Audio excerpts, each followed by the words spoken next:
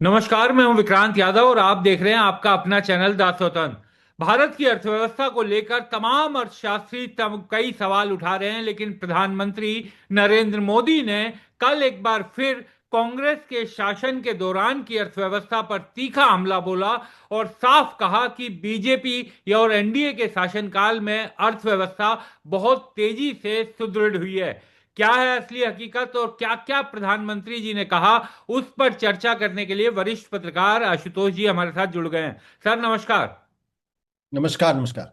Sir, कल प्रधानमंत्री जी ने जो 1950 से 80 के बीच की जो अर्थव्यवस्था में 3.5% की रफ्तार रहती थी, उसको हिंदू रेट ऑफ ग्रोथ बताया और ये कहा कि क्योंकि ये जो टर्म यूज की गई थी सर, ये उस समय 1978 में किया गया था अर्थशास्त्री राज कृष्णा की तरफ से। लेकिन जानकार ये बताते हैं कि सर, ये जो टर्म यूज हुई थी, इसका कोई धार्मिक या सांप्रदायिक एंगल नहीं था, बल्कि उस समय की परिस्थितियों के कारण ये बोला गया था। लेकिन कल प्रधानमंत्री जी ने एकदम विशेष तौर पर इस टर्म का इस्तेमाल किया और ये कहा कि उस समय कांग्रेस रेट ऑफ ग्रोथ कहा जाना चाहिए था, लेकिन उसको गलत तरीके से हिंदू रेट ऑफ ग्रोथ कहा गया। तो क्या कहना चाह रहे थे प्रधानमंत्री जी? देखिए, प्रधानमंत्री जी कोई ऐसा मौका नहीं गंवाते जब वो कांग्रेस पार्टी को जो है वो मटियामेट करने की या उसको डिस्क्रेडिट करने की कोशिश करते हैं। और उसके साथ साथ वो इतिहास को भी ऐसा तोड़ मरोड़ देते हैं कि अगर आदमी इतिहास का जानकार ना हो तो उनकी बातों को पूरी तरीके से सच मान के बिल्कुल उसको यकीन कर लेगा। आपने बिल्कुल सही कहा कि दरअसल हिंदू रेट ऑफ ग्रोथ की जो बात थी वो तो कांग्रेस ने कभी कही नहीं। ये हाँ। अपने आप में कितना बड़ा झूठ है। किसने कही? आपने बिल्कुल उनका नाम भी, जिनका नाम था राज कृष्णा। कब कही? 1978 में कही। किस वक्त कही? जब उस वक्त देश के अंदर जनता पार्टी की सरकार थी। जनता पार्टी की सरकार में कौन था? जनसंघ था। जनसंघ कौन है? जो बाद में भारतीय जनता पार्टी बना। तो और ये जो राजकृष्णा थे, ये कौन थे? ये दक्षिणपंथी अर्थशास्त्री थे। और 1978 में जनता पार्टी के समय में जब राजी देसाई प्राइम मिनिस्टर थे और अटल बिहारी वाजपेयी विदेश मंत्री थे, लाल के सडवानी जब इंफॉर्मेशन और ब्रॉडकास्टिंग मिनिस्टर थे, तब इनको प्लानिंग कमीशन में लिया गया था। हाँ। तो ये तो अब इसको आप ये कैसे कह सकते हैं कि कांग्रेस ने इसके Hindu Hindu Hindu growth growth rate कहा? तो हाँ। इसका मतलब ये है कि दरअसल इसके पीछे कहीं ना कोई कोई जनसंघ का कोई दिमाग था क्या, कि हिंदू रेट ऑफ ग्रोथ कहने की बात जो कही जा रही थी, हाँ। ये बात प्रधानमंत्री जी को स्पष्ट करनी चाहिए। लेकिन प्रधानमंत्री जी तो आप जानते ही हैं कि कांग्रेस पार्टी को भारत के इतिहास से पूरी तरीके से इरेज कर देना है। और वो हमेशा पंडित जवाहरलाल नेहरू से लड़ते भिड़ते रहते, उससे अपनी तुलना कराते रहते हैं। अभी देखिए, प्रधानमंत्री जवाहरलाल नेहरू 17 साल तक देश के प्रधानमंत्री थे, लेकिन हाँ। 12 साल में इन्होंने ऐसा कह दिया जैसे पूरी देश देश समझ गया कि नेहरू से ज्यादा बड़ा कार्यकाल जो है वो हाँ। प्रधानमंत्री जी का हो बिल्कुल। गया, मोदी जी का हो गया। तो खैर, अब इस पे क्या टिप्पणी की जाए। लेकिन ये जो रेट ऑफ ग्रोथ है, दरअसल इसको किसी कांग्रेस के नेता ने उस तरीके से नहीं कहा। इसको हाँ। सिर्फ एक दक्षिणपंथी अर्थशास्त्री ने कहा था, जिनका नाम राजकृष्ण है। इसलिए इसको कांग्रेस से जोड़ना मुझे लगता है अपने आप में गलत होगा और भ्रम फैलाने की स्थिति पैदा करना होगा। सर, आपने 12 साल वाली बात की, प्रधानमंत्री जी के शासनकाल की, और उसकी जो तुलना में बड़े बड़े कार्यक्रम हो रहे हैं, तो एक सवाल उस पर भी सर उसका जवाब मिल जाए तो, कि कहा जा रहा है कि 1952 में वो पहले चुनाव के बाद से उनका कार्यकाल गिन रहे हैं। तो सर, सरदार पटेल, उसको तो भाजपा और संघ के लोग बहुत मानते हैं, सरदार पटेल को पूरा देश मानता है, लेकिन संघ और भाजपा उनके साथ तो हमेशा खड़े रहते हैं, उनके साथ नाइंसाफी की बात करते हैं। तो पटेल साहब का देहांत ही सर 1950 में हो गया था, तो उनके कार्यकाल की गिनती होगी या नहीं होगी? मैंने कहा ना कि ये सवाल तो उन तमाम पत्रकारों और एंकरों से पूछना चाहिए जो इस वक्त जो है वो गुणगान में लगे हुए हैं और बाकायदा प्रधानमंत्री जी की आरती उतारे सुबह से शाम तक। तो ये, लेकिन देखिए, जो जो सवाल आपने हिंदू रेट ग्रोथ का, कि थोड़ा सा मैं उसमें एक जी। हल्का सा एक्सप्लेन कर देता हूँ, फिर जी। उसके बाद मैं आता हूँ इस तरह आपके सवाल का जवाब देता हूँ। हाँ। दरअसल देखिए, उस वक्त जो जो स्थिति थी, वो भारत की स्थिति बहुत अच्छी नहीं थी आर्थिक स्तर पर। और पूरी दुनिया में उस वक्त साम्यवाद का परचम लहरा रहा था, पूरी दुनिया में साम्यवाद का परचम लहरा रहा था। और ये कहा जा रहा था दरअसल ये नए तरीके का एक्सपेरिमेंट है, और इस एक्सपेरिमेंट का जो की वजह से देश की अर्थव्यवस्था में बहुत विकास हो सकता है। हम्म। एक सोच वो भी थी। दूसरी बात क्या थी कि भारत उस वक्त दरअसल न तो अमेरिका के साथ था, ना सोवियत यूनियन के साथ था। वो बीच में गुट निरपेक्ष आंदोलन की पॉलिटिक्स कर रहा था, या विदेश नीति को चला रहा था, जिसकी वजह से उस वक्त के भारत की जो आर्थिक स्थिति थी उसमें अमेरिका भारत की मदद करने के लिए किसी तरीके से तैयार नहीं था, किसी तरीके से तैयार नहीं था। तो बहुत सारे ऐसे देश थे जिनको अमेरिका उस वक्त आर्थिक मदद कर रहा था और उनके विकास में उनको आगे बढ़ा रहा था। तो ऐसे में भारत के पास दूसरा कोई विकल्प था नहीं। दूसरी बात क्या थी कि हमारे यहाँ चूंकि जो हमारा ब्रिटिश उपनिवेशवाद था, वजह से यहाँ पे जो मार्केट इकोनॉमी थी वो उस तरीके से डेवलप नहीं कर पाई थी। निरक्षरता बहुत ज्यादा थी, गरीबी बहुत ज्यादा थी, पर कैपिटा इनकम बहुत बहुत कम था। और भारत के पास जो बुनियादी आधारभूत ढांचा था वो भी बिल्कुल नहीं था। तो उस वक्त कोई भी प्राइवेट जो जो जो जो प्राइवेट इंडस्ट्री वाले लोग थे, वो हाँ। भारत के आधारभूत ढांचे को बढ़ाने में उतनी तरीके से नहीं आ रहे थे। तो भारत के पास एकमात्र रास्ता था कि आप समाजवादी सोच के तहत जो स्टेट स्पॉन्सर्ड इंफ्रास्ट्रक्चर का डेवलपमेंट होता है, तमाम तरीके का आधारभूत ढांचे का करना, उसकी कोशिश की गई।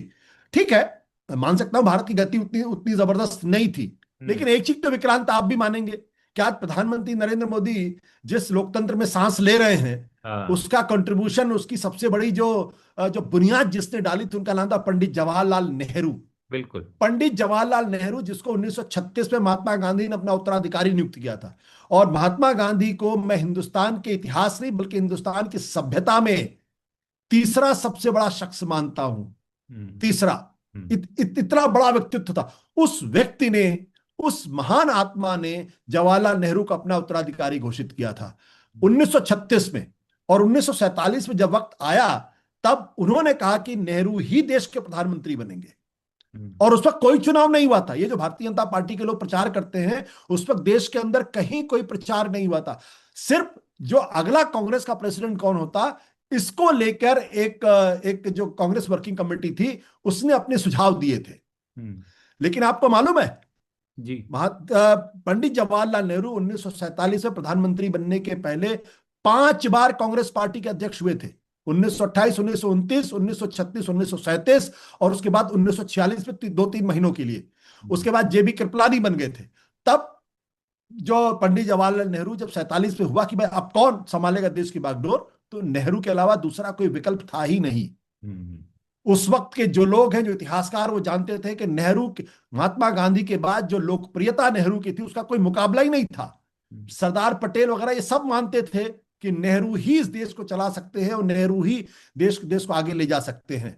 तो ये कहना कि नेहरू तो इलेक्टेड नहीं था, ये तो अपने मन का फ्रस्ट्रेशन निकालने दीजिए, गुबार निकालने दीजिए। मैं इसके बारे में कहता कभी मैं एक्सप्लेन करूंगा कि जी। दरअसल ये रिचर्ड निक्सन का कैनेडी कॉम्प्लेक्स है। हाँ। कि रिचर्ड निक्सन को हमेशा लगता रहा कि मैं तो देखिए कितना बड़ा काम कर गया, लेकिन लोग कैनेडी को ही मानते, मुझे नहीं हाँ। मानते। तो ये वो कॉम्प्लेक्स, में उस डिबेट पे नहीं जाऊंगा। तो ये जो पूरा प्रश्न है कि आप ये भी नहीं सोचते कि आप दरअसल सरदार पटेल को भी आप एक तरीके हाँ। से मान देते हैं कि सरदार पटेल भी तो इलेक्टेड नहीं थे। हाँ। कहाँ है सरदार पटेल का बिल्कुल। इलेक्शन हुआ था, किस हाँ। कौन सी लोकसभा के चुनाव जीत कर आए थे वो?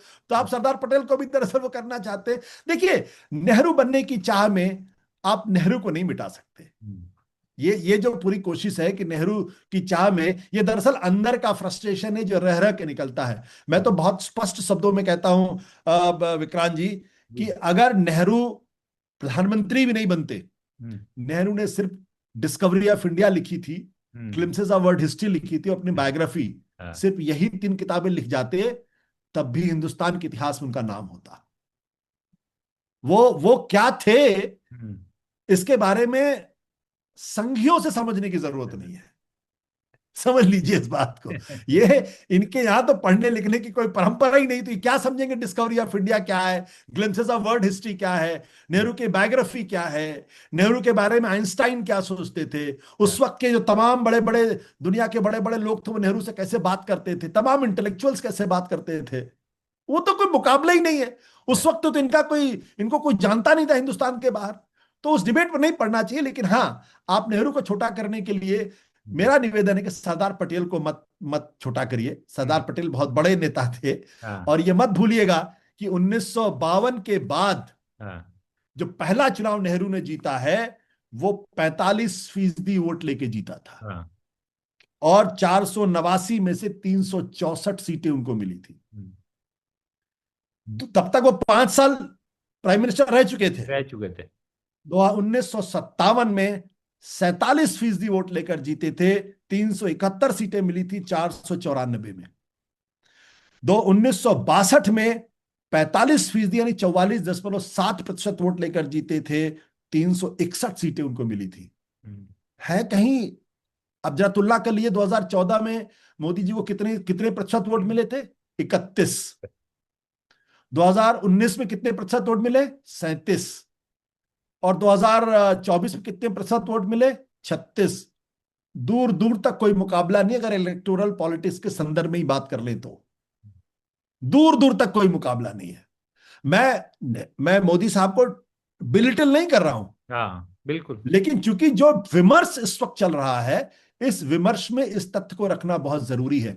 जिस दिन भारतीय जनता पार्टी अपने बल पर इस देश में 45% वोट लेकर आए, उस दिन भारतीय जनता पार्टी को नेहरू से अपनी तुलना करने की धृष्टता करनी चाहिए। नहीं तो आप अपने वियोग राग में कुछ भी गाते रहे, रोते रहे, उसका कोई फर्क पड़ने वाला नहीं है। सर हम लोग 50 साल के करीब की उम्र हो रही है। हम लोग अक्सर अभी तक जो सुनते आए, पढ़ते आए, जो देखा भी कि जो देश का जो सबसे बड़े आर्थिक सुधार हुए वो नरसिम्हा राव के टाइम पर हुए और मनमोहन सिंह उस समय उनको जिम्मेदारी सौंपी गई। लेकिन प्रधानमंत्री जी ने कल ये कहा कि जो देश में विकास यात्रा थी वो अटल बिहारी वाजपेयी जी की सरकार के दौरान उसे दिशा मिली और उसके बाद 2004 में वो हार गए, जिसके बाद दोबारा से जब 14 में एनडीए की सरकार आई तो वो आगे विकास की रफ्तार आगे बढ़ी। तो उस कालखंड को जो एकदम कहा जाता है कि हिस्ट्री बदलने वाला कालखंड था, उसकी गिनती छोड़ देना क्या ये मुमकिन हो सकेगा? देखिए, संघ संघ के इतिहास में तो जो है वो आजादी की लड़ाई हुई ही नहीं थी। देश ही आजाद 2014 में हुआ है। तो जब देश ही 2014 में आजाद हुआ है, तो फिर कुछ भी कहते हैं, इससे क्या फर्क पड़ने वाला है? देखिए, दो चीजें समझनी पड़ेंगी। एक बात ये समझनी पड़ेगी, जो लोग भारत के आर्थिक विकास की बात करते हैं, मैं मानता हूं कि नेहरू से गलती हुई। ऐसा नहीं है कि जब कोई आदमी सरकार में होता है, प्रधानमंत्री होता है, तो गलतियां होती हैं। किसी भी पद पे होगा तो गलती होगी। गलतियां तो महात्मा गांधी से भी हुई थी। हाँ। गलतियां तो महात्मा गांधी से भी हुई थी, गलतियां तो इनसे भी हुई। लेकिन क्या उनकी नीयत क्या थी? हाँ। मैंने कहा ना, 1947 में जब लाखों की, जब भयानक दंगे हो रहे थे इस देश के अंदर, भयानक दंगे हो रहे थे, मारकाट मची हुई थी, तब नेहरू अपने घर में नहीं बैठे हुए थे।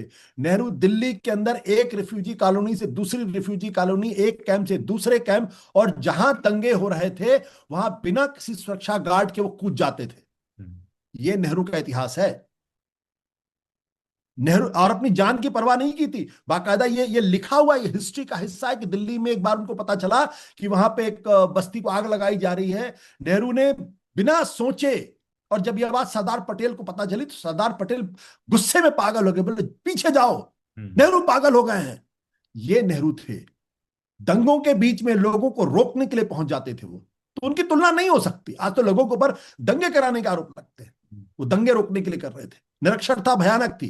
भारत की जो आयु थी, औसत आयु थी, वो 32-33 साल के आसपास थी। जब नेहरू छोड़ के गए तो भारत की आयु, औसत आयु 51 साल थी। और उन्होंने हर इस बात को समझ लिया था कि हमें धर्म के आधार पर राजनीति करेंगे तो देश आगे नहीं बढ़ेगा। हमें लोकतंत्र को मजबूत करना है, और लोकतंत्र को मजबूत करने के लिए हमें संस्थाओं को मजबूत करना पड़ेगा। और संस्थाओं को मजबूत करने के लिए आज बता दी ऐसी कौन सी संस्था है जिसकी नींव पंडित जवाहरलाल नेहरू ने नहीं रखी थी। चाहे इस चाहे आपकी all India institute of medical science किसने बनाया? किसने बनाया? भाभा को न्यूक्लियर प्लांट की जिम्मेदारी किसने दी थी? इसरो किसने बनाया? तमाम तमाम जो डैम बने वो किसने बनाए? वो ये नेहरू का विजन था। या आईसीएसआर किसने, कल्चरल सेंटर किसने क्रिएट किए? हिस्टोरिकल किसने क्रिएट किए? आप बता दीजिए कि 2014 के बाद से कौन सा नया संस्थान पैदा किया सिवाय संस्थानों को नष्ट करने के? चलिए ये भी मान लेता हूं कि पंडित जवाहरलाल नेहरू के जमाने में आर्थिक वृद्धि ने, मान लिया, मैं मान लिया इस बात को। 1991 में किसने इस देश के अंदर आर्थिक सुधार की नींव रखी? वो कौन प्राइम मिनिस्टर थे? वो नरसिम्हा राव थे। फाइनेंस मिनिस्टर थे मनमोहन सिंह। जो उन्होंने वहां से खोला रास्ता, उस नैया पे सवार होके अटल बिहारी वाजपेयी ने उसको आगे बढ़ाने की कोशिश की। मैं बिल्कुल, भारतीय जनता पार्टी की सरकार थी, मैं उसको बिल्टिल नहीं कर रहा हूं। बिल्कुल यशवंत सिन्हा और जसवंत सिंह भारत के दो अच्छे वित्त मंत्रियों में गिने जाएंगे। 2004 में चुनाव हार गए, और 2004 के बाद से लेकर 2014 का जो काल है, ये भारत के आर्थिक विकास की दृष्टि से सबसे बेहतरीन समय था। 10 साल का काल था। इस दौरान भारत ने जिस तरीके से आर्थिक विकास किया, उतनी तेज गति से भारत में आर्थिक विकास पहले कभी नहीं हुआ था। ये तो तथ्य है। आप, आईएमएफ ने कहीं किसी ने कुछ कह दिया कि भारत फ्रजाइल 5 में था और उसको लेके आप उड़ गए।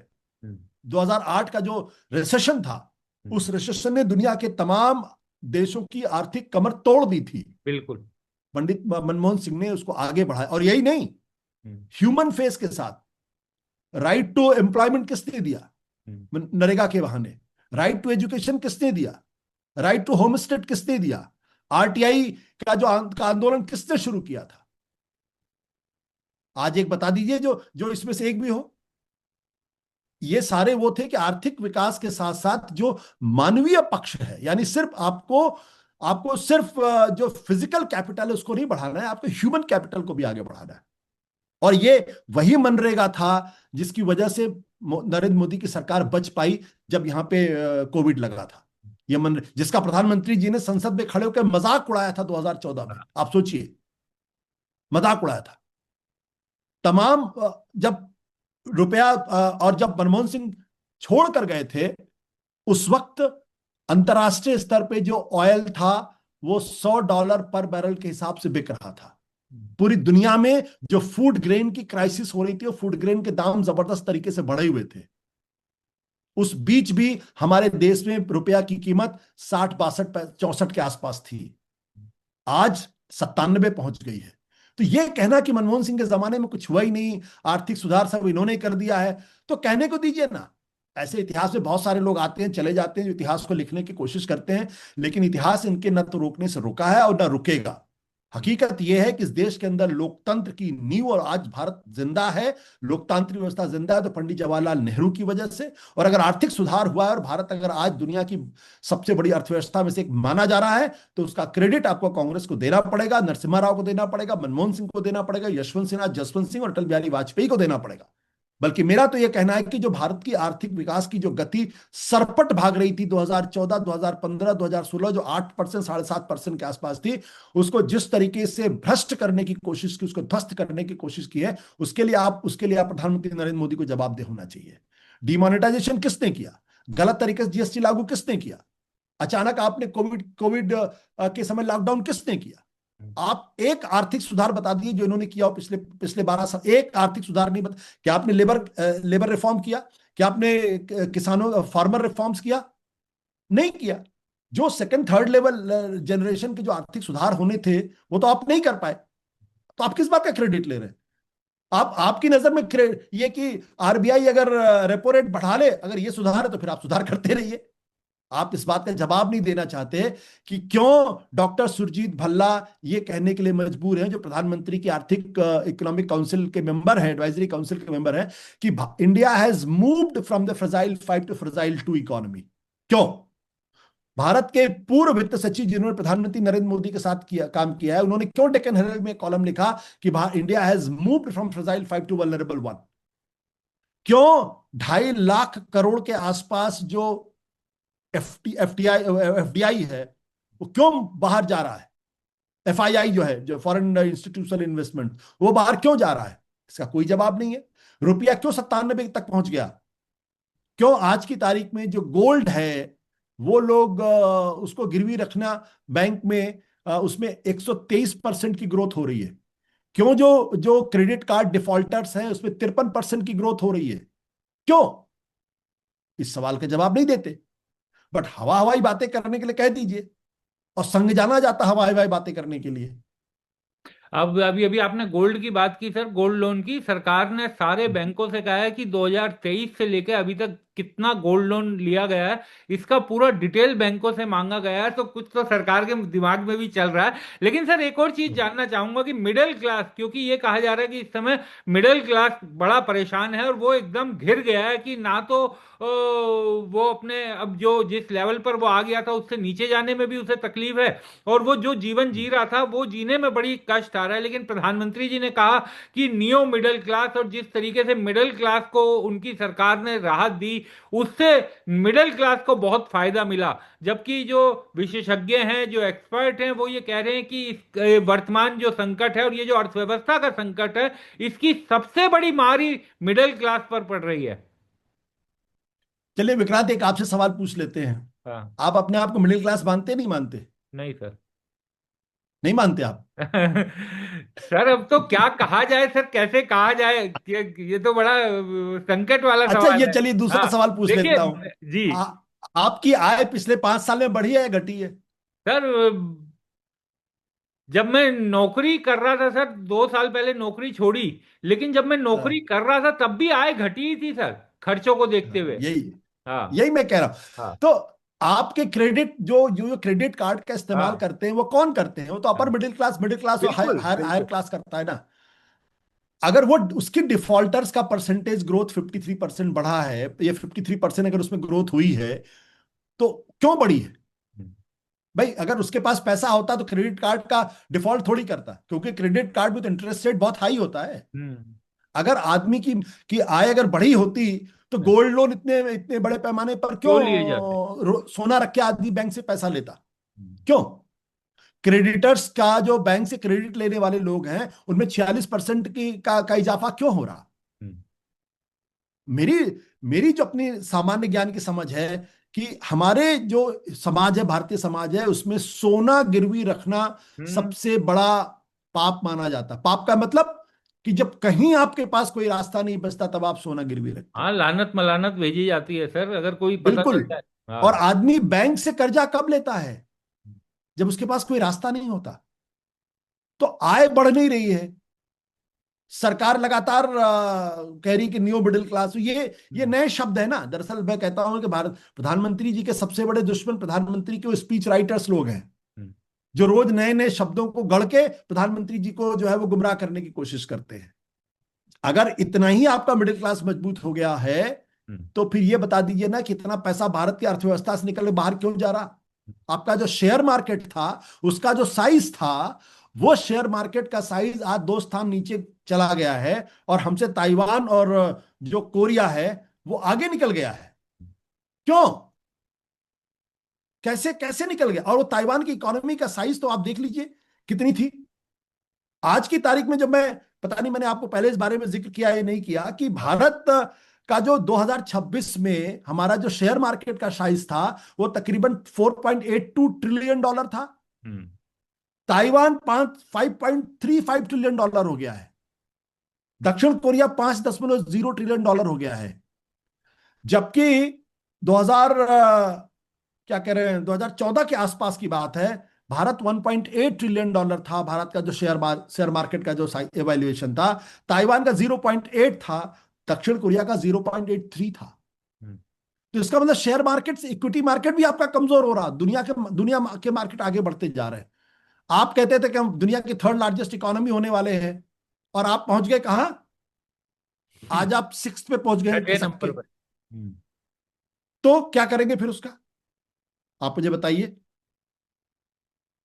छठे नंबर पर कैसे पहुंच गए? आज कोई कह रहा है कि हम 5 ट्रिलियन इकोनॉमी बने। ये नारा आपने पिछली बार कब सुना था? आपको याद नहीं होगा। अब कोई नहीं कहता कि भारत जो 5 ट्रिलियन इकोनॉमी बनने वाला है, क्योंकि अब वो पॉसिबिलिटीज लोग कह रहे हैं कि 2029-30 में होगी या फिर 32-34 में होगी। इसके लिए कौन जिम्मेदार है?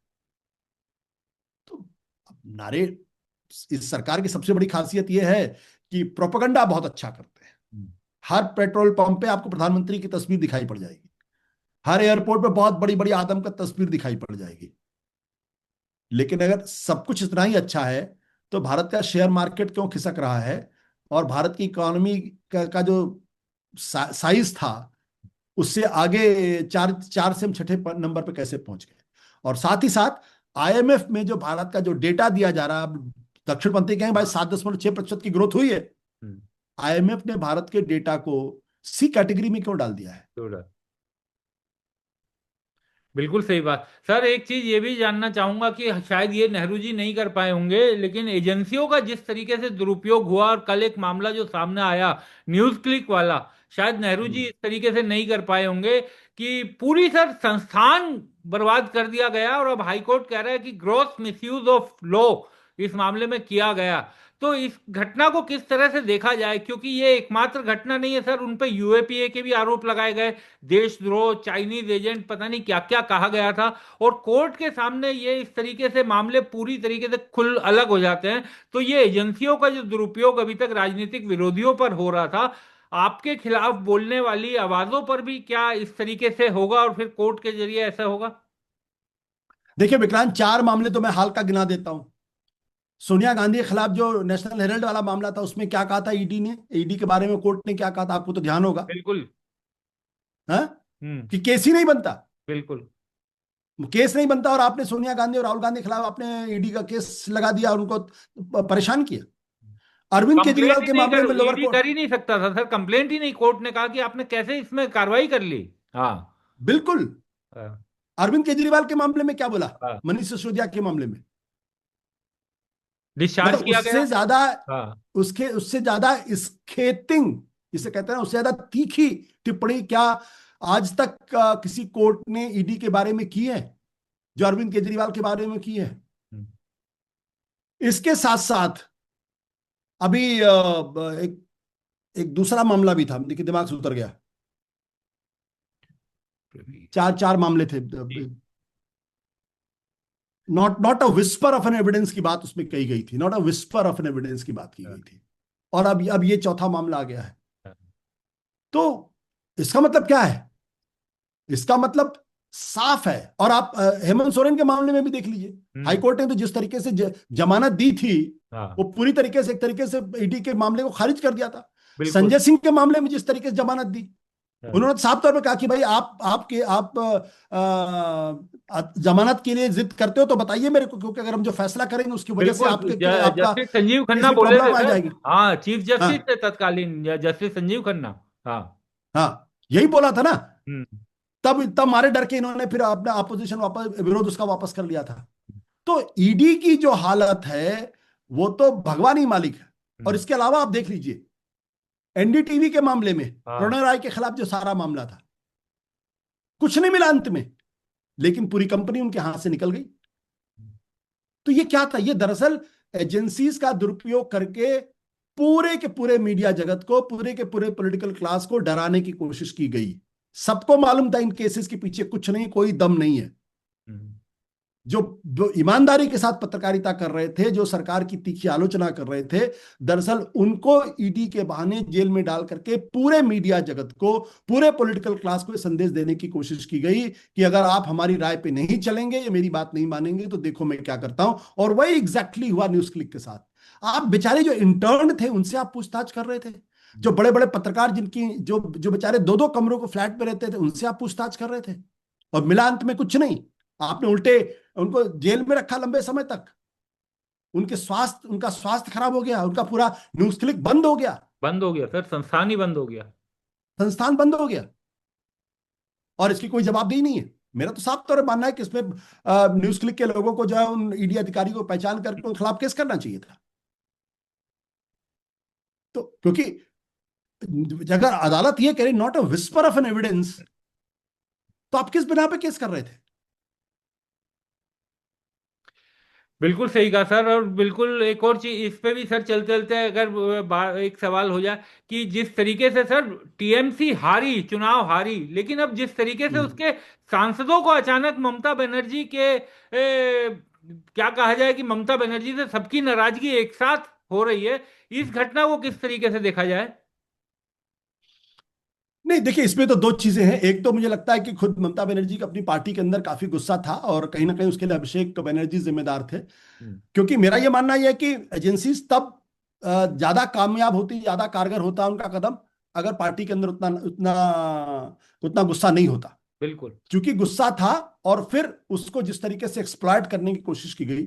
आज भी देखिए प्रायोजित तरीके से जो टीएमसी के नेता उनके ऊपर अंडे फेंके जा रहे हैं, हाँ। और कहीं पुलिस प्रशासन नहीं है। और अभिषेक बनर्जी को तो बाकायदा अगर उन्होंने हेलमेट नहीं पहना पहना होता तो उनको तो जान से मार दिया गया होता। उनकी जान चली, जितना बड़ा पत्थर उनके सिर पे आके लगा था, अगर हेलमेट इसलिए बच गए वो। कल्याण बनर्जी के साथ क्या हुआ आपने देखा ही क्या क्या हुआ था। बिल्कुल। तो ये बात सच है कि पार्टी के अंदर गुस्सा था, लेकिन जिस तरीके से पूरी पार्टी को तोड़ा गया, जिस तरीके से वहां पे पुलिस का इस्तेमाल हुआ, जिस तरीके अब लगातार केसेस जिस तरीके से खुल रहे हैं, जिस तरीके से लोगों की गिरफ्तारियां हो रही हैं, उससे एक भय का एक ऐसा वातावरण बना दिया गया जिससे कि वो तमाम लोग जो शायद विचारधारा के स्तर पर उतने मजबूत नहीं थे, उनको लगा कि यार इस पार्टी में रहने से बेहतर है कि हम अपना पाला बदल लेते। बिल्कुल सही बात। शुक्रिया सर, आप जुड़े, चर्चा में शामिल हुए, बहुत बहुत शुक्रिया। Thank you.